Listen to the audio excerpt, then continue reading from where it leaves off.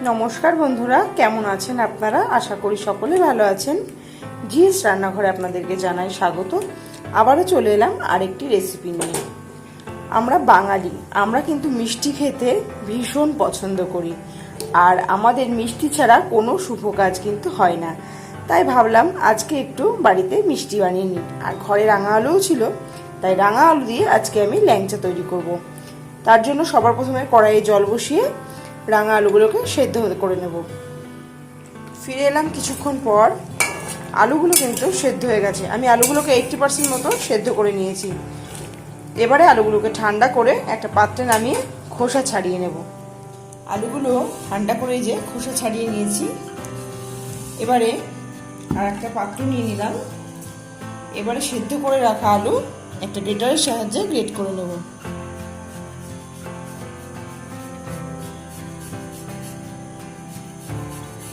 যাতে করে আলুর মাখাটা খুব সুন্দর হয়, কোনো রকম দানা ভাব না থাকে, সেই জন্য গ্রেট করে নিয়েছি।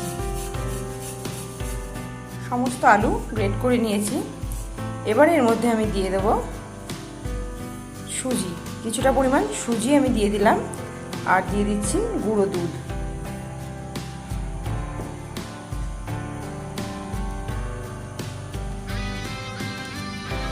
আর দিয়ে দেব ঘি দিয়ে দিলাম।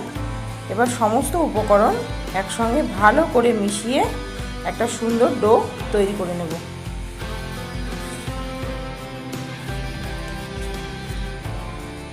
ডোটা একদম রেডি হয়ে গেছে। এবার আমি 10 মিনিট রেস্টে রেখে দেবো। এবার এখানে গ্যাস অন করে একটা পাত্র বসিয়ে দিয়েছি। এর মধ্যে দিয়ে দিচ্ছি চিনি।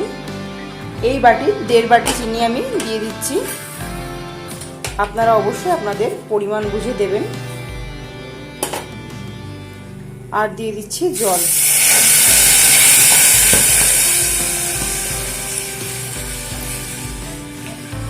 জল দিয়ে দিলাম। এবারে খুব ভালো করে ফোটাবো।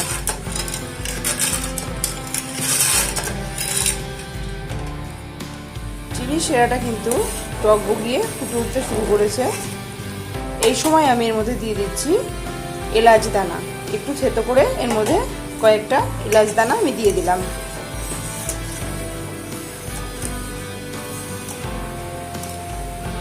আবারও ফোটাবো। যতক্ষণ একটা চ্যাটচেটে ভাব আসছে ততক্ষণে এই রসটাকে আমি ফোটাবো।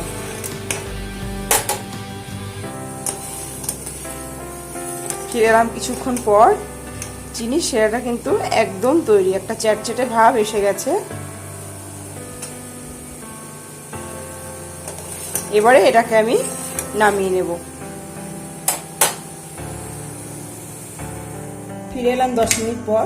হাতে একটু ঘি মাখিয়ে নিয়েছি।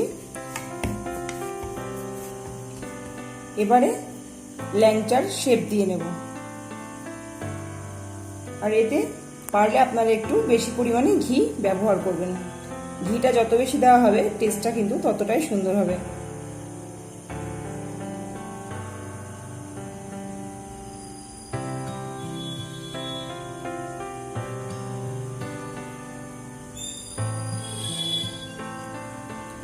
এই যে এইভাবে আমি প্রত্যেকটা ল্যাংচা তৈরি করে নেব।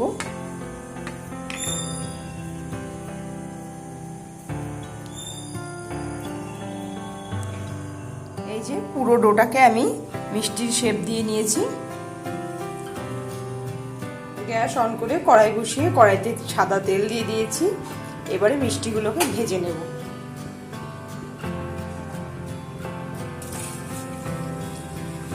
গ্যাসের ফ্লেমটা কিন্তু একদম লোতে রেখে আস্তে আস্তে সময় নিয়ে ভাজতে হবে এগুলোকে,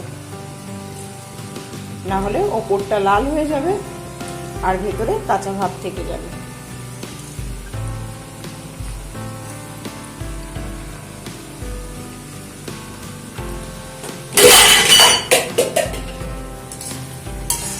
মিষ্টিগুলো কিন্তু একদম ভাজা হয়ে গেছে। এরকম লাল লাল করে ভেজে নিয়েছি। এবারে একদম গরম রসের মধ্যে দিয়ে দেবো এগুলো।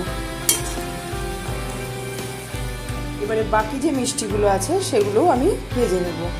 এই একইভাবে লালচে করে ভেজে নেব।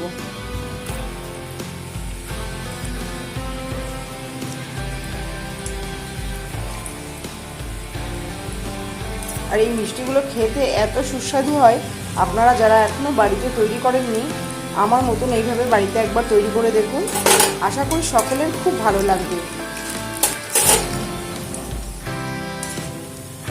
বাকি মিষ্টিগুলো কিন্তু আমি ভেজে নিলাম, এবারে এগুলোকেও একদম গরম রসের মধ্যে দিয়ে দেবো। সমস্ত মিষ্টি রসে দেওয়ার পর আবারও আমি 5 মিনিট মতন ফুটিয়ে নিচ্ছি। 5 মিনিট ফুটিয়ে নামিয়ে নেওয়ার পর ল্যাংচা কিন্তু একদম তৈরি। এবার পরিবেশনের পালা। আমার আজকের রেসিপি কেমন লাগলো আপনারা অবশ্যই জানাবেন। ভিডিওটি ভালো লাগলে শেয়ার করবেন, আর নিত্য নতুন রেসিপি পেতে আমার চ্যানেলটিকে সাবস্ক্রাইব করতে ভুলবেন না। আজকের মতো শেষ করছি এখানে, আবারও হাজির হয়ে যাব নতুন কোনো রেসিপির সাথে। ততক্ষণে ভালো থাকবেন, সুস্থ থাকবেন, ধন্যবাদ।